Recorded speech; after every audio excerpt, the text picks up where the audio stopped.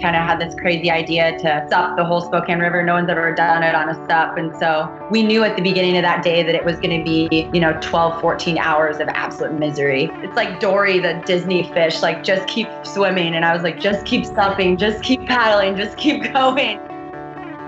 The suffer bucket is something that you constantly are filling as you do something that challenges yourself. So when I finished that 112-mile trip, my suffer bucket grew, right? Because I came out of that trip and I realized, wow, I supped on whitewater. Wow, I paddled 14 hours straight, 4 days in a row. Like, I would have never thought that it was possible for a human to paddle on a paddleboard and stand up 14 hours straight. And so I realized that I was able to do that. And so that suffer bucket grew. And so now I can take that larger suffer bucket to the next adventure and know that, hey, I did that. I can do something equally as awesome or even better. I didn't know about the suffer bucket.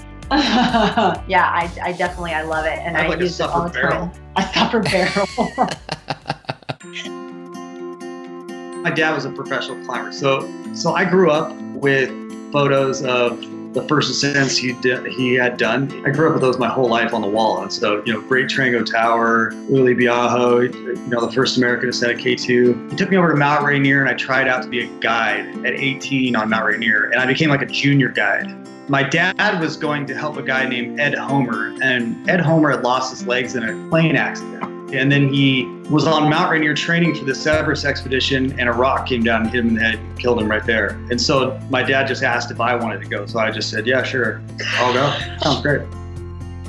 I just think it really goes back to that fear piece, that letting fear and letting failure drive you and not seeing the two of those things as negative, but seeing them as ways that you can push yourself and make yourself stronger. There's never been anything that I didn't try hard enough that I didn't accomplish. If it meant that much to me, I would make it work.